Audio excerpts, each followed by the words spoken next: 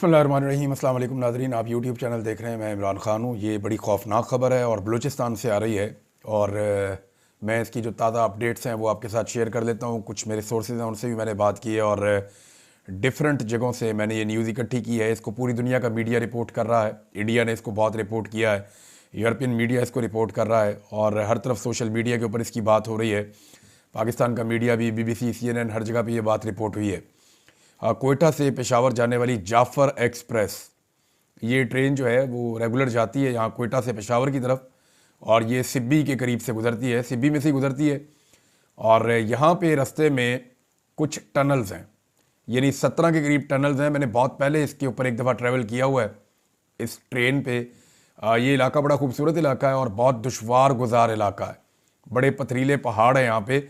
जिस एरिया पे इस ट्रेन को रोका गया है BLA की जानिब से, कालादम BLA ने इसको ट्रेन को वहाँ पे रोका किस तरीके से वो मैं आपको बता देता हूँ, क्योंकि सारी तफसीलात जो अब तक आई हैं वो मैं आपके साथ शेयर कर दूँगा। ये दहशतगर्दी का एक बहुत बड़ा वाक़या है, बड़ा खौफनाक वाक़या है।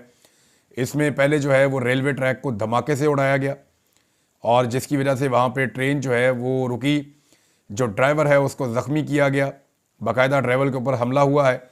और अब ये तो बाद में पता चलेगा कि पहले से ही ट्रेन के अंदर कुछ लोग मौजूद थे या बाद में लोग पहाड़ों से उतर कर आए हैं या वहाँ पे पहले से उन्होंने उस एरिया के अंदर घात लगाई हुई थी। तो ये डिफरेंट चीज़ें हो सकती हैं और मुमकिन है कि ये सब कुछ एक साथ भी हुआ हो कि चंद लोग पहले से ट्रेन में मौजूद हों और बाकी लोगों ने ट्रेन रुकने के बाद उसके ऊपर कब्ज़ा किया हो। ट्रेन को जो है वो हाईजैक कर लिया गया है। ट्रेन के अंदर जो लोग मौजूद हैं उन्हें यरगमाल बना दिया गया है। मेरे पास से जो अब तक इत्तलात हैं उनके मुताबिक भारतीय मीडिया ने ये क्लेम किया कुछ देर पहले और ये BLA का क्लेम था कि 6 फ़ौजियों को शहीद किया गया है इस वाक़े में। जबकि अभी थोड़ी देर पहले रज़ी ताहिर साहब एक जर्नलिस्ट हैं, वो बलूचिस्तान में बड़े वेल कनेक्टेड हैं। उनके मुताबिक 11 फ़ौजियों को शहीद किया गया है। उन्होंने भी ये खबर अफसोसनाक दी है ट्रैक के ऊपर धमाके के बाद।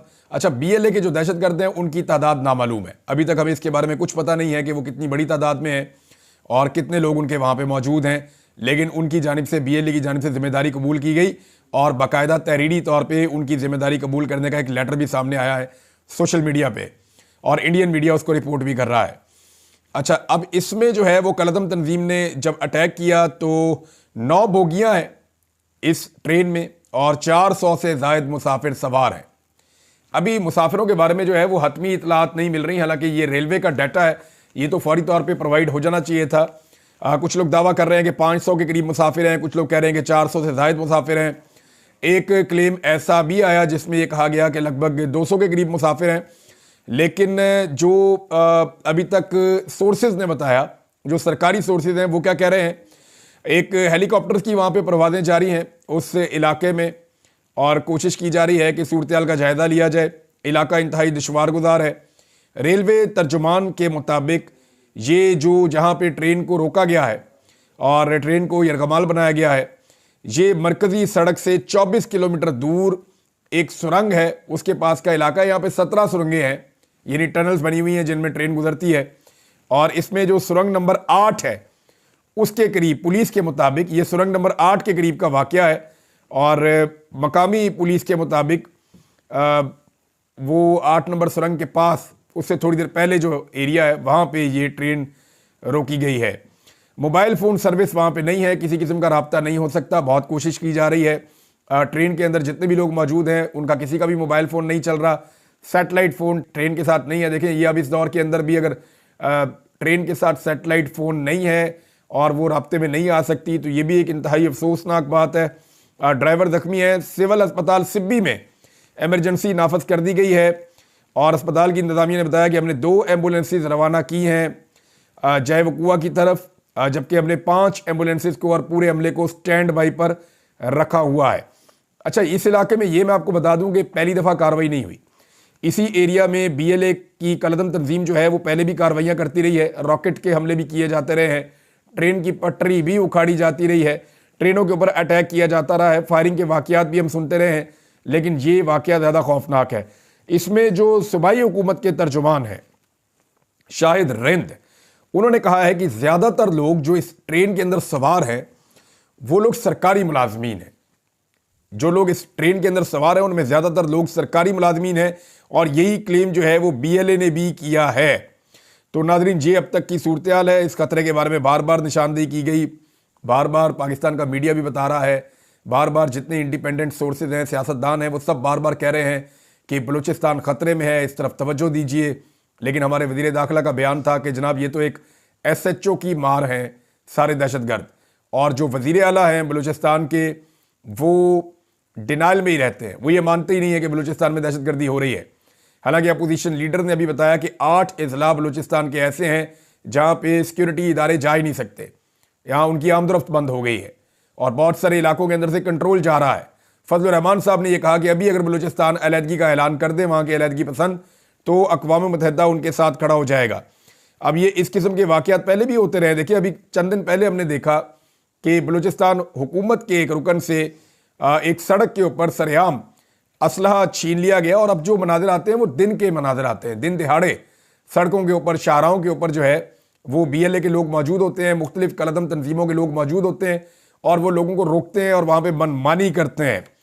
बार बार जनाब इस बारे में आगाह किया गया, लेकिन इदारों का फोकस किस तरफ है ये सब जानते हैं। देखें, ये ट्रेन हाईजैक का वाकया है, ये छोटा वाकया नहीं है, ये बहुत बड़ा वाकया है। एक वाकया और भी हुआ है केज के इलाके में, ये ग्वादर के नज़दीक एरिया है केज का इलाका, वहाँ पे भी सिक्योरिटी फोर्सेस के ऊपर एक अटैक हुआ है, और इब्तदाई इतलात के मुताबिक ये जो अटैक हुआ है ये ID का अटैक है, और एक जो फिक्स बम किया जाता है उसका ये अटैक है।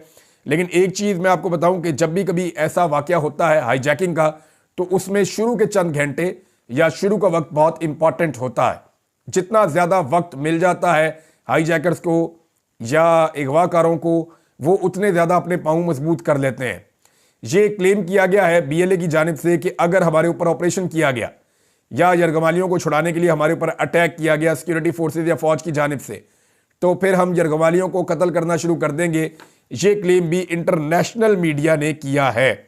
शुरू के चंद घंटे बहुत इंपॉर्टेंट होते हैं। हमारी पूरी कौम की दुआ है कि अगले चंद घंटों में हमें अच्छी खबर मिले और तमाम यरगमाली जो हैं वो रिहा हो जाएं। उनके प्यारे, उनकी फैमिलीज बहुत परेशान होंगे और उनके घरों के अंदर तो क़यामत का समा होगा। ये बहुत परेशानी वाली बात है और बहुत ज़्यादा अजियतनाक है उन सारे ख़ानदानों के लिए। हमारी हमायत उन तमाम ख़ानदानों के साथ है, चाहे उस ट्रेन के अंदर सरकारी मुलाजमीन है, चाहे उस ट्रेन के अंदर प्राइवेट लोग हैं। और अब जो कुछ इत्तलात आ रही हैं उसके मुताबिक ट्रेन के अंदर ख़वातीन और बच्चे भी बड़ी तादाद में मौजूद हैं।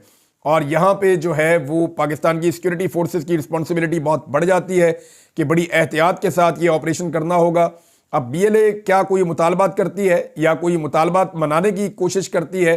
अगर वो मुतालबात मनवाने की बात करते हैं तो हुकूमत उनके साथ कैसे निगोशिएट करेगी, इस बारे में हमें आने वाले वक्त में पता चलेगा। लेकिन सबसे आइडियल सिचुएशन ये हो सकती है कि जो यरगमाली हैं उनको और जो शिद्दत पसंद हैं उनको अलग अलग कर दिया जाए एक ऑपरेशन के नतीजे में। लेकिन क्या ऐसा मुमकिन होगा उस दुश्वार गुजार इलाके में? क्योंकि हेलीकॉप्टरों के जरिए से अभी तक सूरत हाल का जायजा लिया जा रहा था कुछ देर पहले तक की जो इतला थी उसके मुताबिक। लेकिन जैसे जैसे शाम हो रही है वैसे वैसे सूरत हाल मजीद गंभीर होती चली जा रही है। नादरीन, ये छोटा वाकया नहीं है, ये ट्रेन हाईजैक का वाकया है और ये पाकिस्तान के अंदर हुआ है। ये छोटा वाकया नहीं है, ये पूरी दुनिया में पाकिस्तान की खुदा न खास्ता जग हंसाई का सबब बनेगा। पाकिस्तान की सिक्योरिटी फोर्सेस और इंटेलिजेंस एजेंसीज का मुकम्मल फोकस इमरान खान को तबाह करने के ऊपर है। मुकम्मल फोकस इस बात के ऊपर है कि किसी तरह पाकिस्तान तहरीक इंसाफ को कुचल दिया जाए।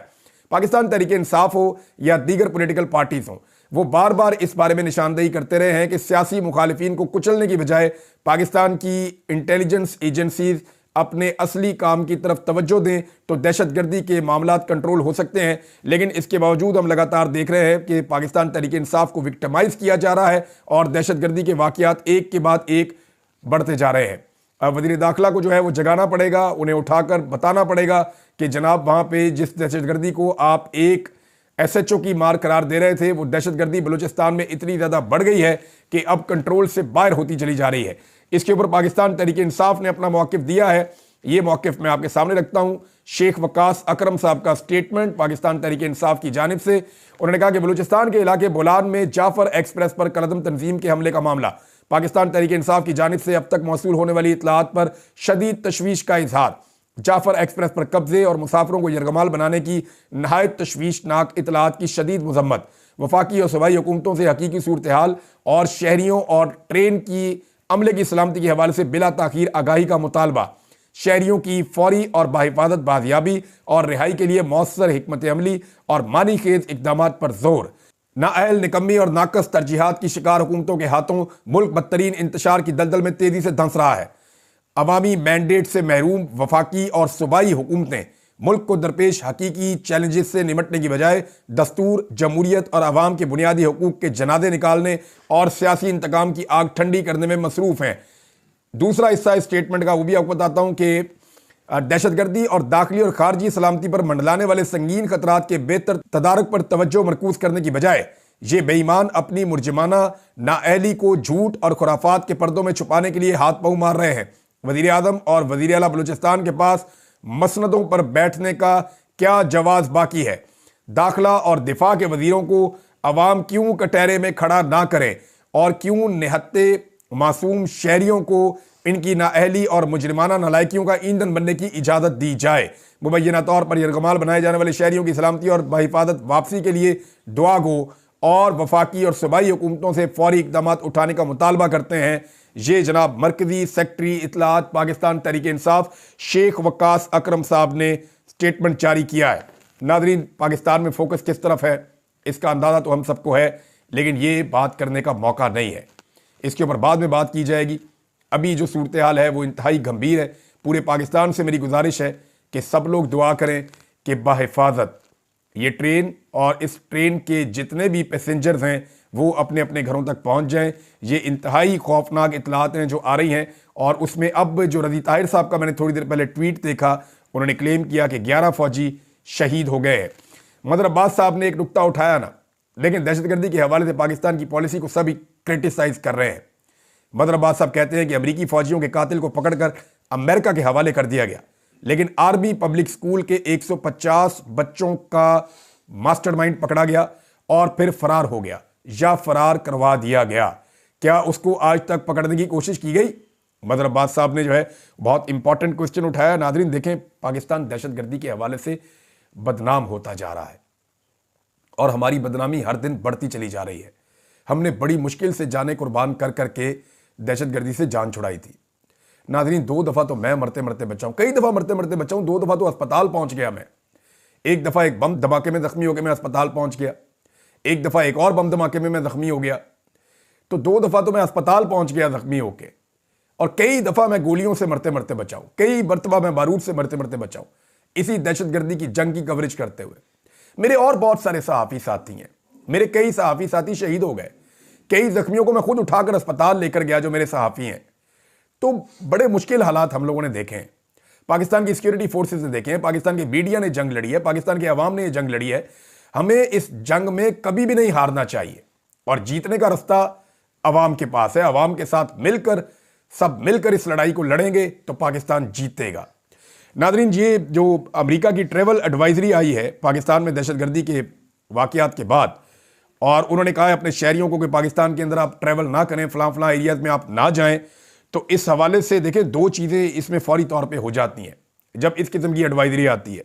नंबर 1 तो ये हो जाता है कि सरमायाकार जो है वो उस मुल्क के अंदर सरमाया नहीं लाते, यानी सरमायाकार जो है वो सरमायाकारी करना बंद कर देते हैं उस मुल्क के अंदर जहाँ पे दहशतगर्दी बढ़ती है। और इस किस्म की एडवाइजरी अमेरिका जैसा मुल्क जारी करता है, क्योंकि सरमायाकार इन एडवाइजरीज को बड़े गौर से पढ़ते हैं, और उसके अलावा जो है वो सयाह भी उस मुल्क में आना बंद कर देते हैं। यानी उस मुल्क के हवाले से सियाहत जो है मुकम्मल तौर पे तबाह हो जाती है, क्योंकि वहाँ दहशतगर्दी हो रही है, कोई सयाह वहाँ पे जाना ही नहीं चाहते। नाज़रीन, मैं एक सफ़ा है यहाँ मेरे पास, और उससे एक सफ़े के अंदर जो है वो सारी कहानी मौजूद है कि पाकिस्तान के अंदर इस वक्त सिचुएशन क्या है। इस सफ़े के ऊपर 8-10 खबरें हैं नाज़रीन, एक ही सफ़े के ऊपर कंपाइल करके इकट्ठी कर दी है। लेकिन इन 8-10 खबरों के अंदर पाकिस्तान की गुज़िश्ता 1 साल की कहानी है कि जो कुछ इस हुकूमत ने पाकिस्तान के साथ किया, और रजीम चेंज ऑपरेशन के बाद से तवातर के साथ जो कुछ पाकिस्तान के साथ हुआ है। यानी अगर दहशतगर्दी का इंडेक्स देखें तो पहली खबर यहां लगी हुई है, वहां पाकिस्तान पहुंच गया जनाब पूरी दुनिया में दूसरे नंबर पे दहशतगर्दी से सबसे ज्यादा मुतासर मुल्क। फिर अमेरिका ने यहां पे ट्रैवल एडवाइजरी जारी कर दी। फिर एक खबर यह है कि Pakistan top talent is leaving the country in record numbers, कि पाकिस्तान का जो बेहतरीन टैलेंट है वो रिकॉर्ड नंबर्स के अंदर पहले कभी ऐसा नहीं हुआ, पाकिस्तान को छोड़ छोड़ के जा रहा है। फिर यूरोपीय यूनियन आपको क्या कह रही है, यूरोपीय यूनियन के नुमाइंदगान कि don't take GSP plus for granted, कि आप इजी ना लें जीएसपी प्लस के स्टेटस को, ये आपसे छिन भी सकता है।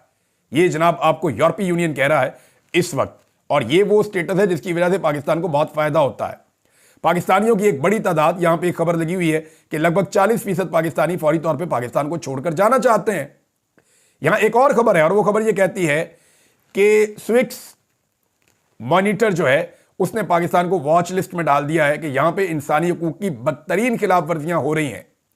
इंसानी हकूक की बदतरीन खिलाफ वर्जियों की वजह से पाकिस्तान को स्विक्स ने अपनी वॉच लिस्ट में डाल दिया है कि पाकिस्तान के ऊपर नजर रखी जाए, यहां पे इंसानी हकूक बर्बाद कर दिए गए हैं।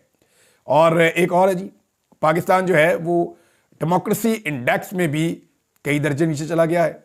फिर एक और खबर है कि पाकिस्तान जो है वो रूल ऑफ लॉ या लॉ एंड ऑर्डर के हवाले से 129वें नंबर पे चला गया है पूरी दुनिया में, और यहां भी पाकिस्तान को काफी नीचे जाना पड़ा है। करप्शन इंडेक्स में पाकिस्तान जो है वो नीचे से ऊपर चला गया है, पाकिस्तान के अंदर करप्शन भी बढ़ गई है। तो अगर इस एक सफ़े को देखें और इन 8-10 चीज़ों के ऊपर आप नज़र डालें तो पाकिस्तान के साथ जो तजर्बा किया है तजर्बाकारों ने, उस तजर्बे के नतीजे में पाकिस्तान आगे नहीं बल्कि पीछे चला गया है। नाज़रीन, एजाज सैयद साहब ने खबर दी कि जब सदर पाकिस्तान ऐवान के अंदर खिताब कर रहे थे तो उस वक्त आर्मी चीफ को वहाँ पे वैसे तो आना चाहिए था, सर्विसेज चीफ आते हैं, आर्मी चीफ उनके सुप्रीम कमांडर हैं, वो उनकी तकरीर सुनने के लिए उनको आना होता है, लेकिन वो नहीं आए और वो ऐवान सदर पहुंचे। वहां वो सदर साहब से मिले लेकिन वो ऐवान में नहीं आए। देखिए, रात के अंधेरे में ऐवान के अंदर से बंदे अगवा करना बड़ा आसान होता है, दिन के उजाले में सामना करना ज़रा मुश्किल होता है। तो ऐसा लगता है कि शायद इस बात का खतरा था कि पाकिस्तान तहरीक इंसाफ वहां पे शदीद नारेबाजी करेगी, और वो उन्होंने की भी। ये इतलात उनके पास ठीक थी, तहरीक इंसाफ ने टका के नारेबाजी की, जरदारी साहब को सही से बोलने नहीं दिया। और इसके अलावा गोली क्यों चलाई का सवाल अगर वहां आर्मी चीफ के सामने बार बार पूछा जाता तो एक अजीब सिचुएशन पैदा हो जाती। पाकिस्तान की हालत इन्होंने क्या कर दी इमरान खान साहब के जाने के बाद। यहां मैं एक खबर और आपके साथ शेयर करता हूं, आपको अंदाजा हो जाएगा। ये खालिद जमील साहब का ट्वीट है और उनका स्टेटमेंट है, और खबर उन्होंने बहुत ठीक दी है। वो ये कहते हैं कि अप्रैल 2022 में जब खाम तेल की बैनुल अक़वामी कीमत जो है वो $117 फी बैरल थी, यानी $117 फी बैरल आलमी मंडी में तेल था, तो पाकिस्तान में 150 रुपए लीटर था। $117 फी बैरल आलमी मंडी में, पाकिस्तान में 50 रुपए लीटर। अब आलमी मार्केट में जो तेल की कीमत है वो 68.85 यानी लगभग आधी हो गई है, यानी लगभग आधी के करीब पहुंच गई है, 60% के करीब पहुंच गई है। 40% कीमत कम हो गई है, लगभग 40% आलमी मंडी में तेल की कीमत कम हो गई है, लेकिन पाकिस्तान में 150 से बढ़ के 256 रुपए फी लीटर पेट्रोल हो गया है। फिर भी जनाब शहबाज शरीफ साहब का दावा है कि महंगाई कम हो गई है। अब ये दावे ऐसे हवा के अंदर तो नहीं होते ना। दूसरा, जरदारी साहब एक और मामले में नाज़रीन फंस गए। बिलावल भी कह रहे हैं, जरदारी भी कह रहे हैं बार बार जनाब के ये जो नहरों वाला मामला है इसके अंदर हम बिल्कुल खिलाफ हैं, हम नहरें नहीं निकलने देंगे, हुकूमत अपनी पॉलिसी चेंज करे। लेकिन मेरे पास यहाँ पे एक सरकारी वीडियो आई है और ये किस्मत खान साहब ने शेयर की है, और वो ये कह रहे हैं कि जरदारी साहब से एक मुलाकात हुई थी और 6 नई नहरों की तामीर के हवाले से ग्रीन पाकिस्तान मंसूबे के इजलास की ये वो वीडियो है जो हुकूमत ने खुद जारी की है। आला अस्करी हुकाम की मौजूदगी में जरदारी साहब ने ग्रीन पाकिस्तान मंसूबे के लिए 6 स्ट्रेटेजिक नहरों की फौरी तामीर के लिए कहा था। अब ज़रा ये खबरें मैं आपको बता देता हूँ कि जरदारी साहब सरकारी मीटिंग में क्या कहते हैं, यानी जब बैठते हैं वहाँ पे अपने मिलिट्री इस्टेब्लिशमेंट के लोगों के साथ या बाकी लोगों के साथ, तो जरदारी साहब क्या कह रहे होते हैं। और आप ये देखें कि जिस वक्त जरदारी साहब बैठते हैं पब्लिक के सामने, जब पब्लिक का दबाव आता है तो फिर जरदारी साहब क्या कह रहे होते हैं, आपको अंदाज़ा हो जाएगा। जनाब ये मैं आपको पढ़ के सुना देता हूँ। सदर मुमलिकत का कच्ची कनाल मंसूबे को बहाल करने पर जोर, वफाकी हुकूमत मंसूबे की तरजीही बुनियादों पर तकमील यकीनी बनाने के लिए फ़ंड फराहम करे। अच्छा जी, कच्ची कनाल मंसूबा भी चल रहा है। इसके बाद जनाब जरदारी साहब को बताया गया कि ग्रीन पाकिस्तान मंसूबे के लिए 6 स्ट्रेटेजिक नहरों की तामीर के बारे में ब्रीफिंग दी गई। ग्रीन पाकिस्तान मंसूबे के लिए 6 स्ट्रेटेजिक नहरों की तामीर की जाएगी, ब्रीफिंग दी गई। और चश्मा राइट बैंक और कच्ची कनाल और ग्रेटर थल और चोलिस्तान थर कनाल ये सबके नाम लिए गए, और आगे रकबा भी बताया गया जो काबिल काश्त बनाया जाएगा, सलाहियत बढ़ाई जाएगी। सदर मुमलिकत ने ग्रीन पाकिस्तान मंसूबे के लिए स्ट्रेटेजिक नहरों पर काम जल्द शुरू करने का हुक्म जारी किया। अब अंदाजा करें कि जो सरकारी खबर आ रही है, चंद दिन पहले वहां पे फौजी हुकाम भी बैठे हुए हैं, यूनिफॉर्म फौजी बैठे हुए और बाकी लोग बैठे हुए, वहां सदर जरदारी साहब कह रहे हैं कि जनाब बनाओ नहरा, जल्दी जल्दी बनाओ। और जैसे ही सिंध के अवाम एहतजाज करे, और ये इन्होंने कभी नहीं करना था अगर पाकिस्तान तहरीक इंसाफ आवाज ना उठाती तो। पाकिस्तान तहरीक इंसाफ ने जैसी आवाज उठाई तो पीपल्स पार्टी को फिक्र पड़ गई। पीपल्स पार्टी को टेंशन होगी कि जनाब सिंध का सारा वोट तो ये ले जाएंगे, हमने तो लोगों को नहरों के नाम पे, पानी के नाम पे बेवकूफ बनाना था, और अब तो लोगों को हम बेवकूफ कैसे बनाएंगे। तो एस्टेब्लिशमेंट के हाथों जो वो इस्तेमाल हो रहे थे, अब उन्होंने फौरी तौर पे पैंतरा बदला है। तो ये मगरमच्छ के आंसू बहाते हैं। पहले बिलावल कौमी असेंबली से और सेनेट से मंजूर करवाता है पीका का ऑर्डिनेंस, पीका का एक्ट मंजूर करवाता है, फिर सदर जरदारी उसके ऊपर दस्तखत करते हैं। बाद में दोनों बाप बेटा कौम को बेवकूफ बनाते हैं कि जनाब ये तो जुल्म है, ये तो जबर है, और करने वाले भी ये खुद ही हैं। आपको याद है ना, ब्रूट मेजॉरिटी का लफ्ज बिलावल ने इस्तेमाल किया था, और डंडे वाली जमहूरियत का लफ्ज भी बिलावल ने इस्तेमाल किया था। और सिंध वालों का पानी अगर किसी ने बेचा है तो वो बिलावल ने और जरदारी ने बेचा है, इन दोनों बाप बेटे ने बेचा है। ये बार बार पाकिस्तान तहरीक इंसाफ कह रही है, मैं नहीं कह रहा, पाकिस्तान तहरीक इंसाफ कह रही है और बार बार कह रही है कि इन दोनों बाप बेटा ने पानी बेचा है सिंध का, सिंध के किसानों का। और सदीक जान साहब ने खबर दी, उन्होंने कहा जी कि बंद कमरों के अंदर जो है ना वो चुप करके ये हम ही भर लेते हैं, अब तो बंद कमरों वाली बात भी नहीं है, खबर सामने आ गई है। और वो ये कहते हैं कि जैसे ही ये बाहर निकलते हैं तो ये कोई और स्टेटमेंट दे देते हैं। नूरा कुश्ती, ये पुरानी नूरा कुश्ती के मास्टर हैं। अब तक के लिए इतना ही नादरीन, आप सबसे गुजारिश है कि दुआ करें कि जो जाफर एक्सप्रेस है उसके तमाम पैसेंजर्स महफूज रहें। अपना ख्याल रखिएगा। अल्लाह हाफिज़।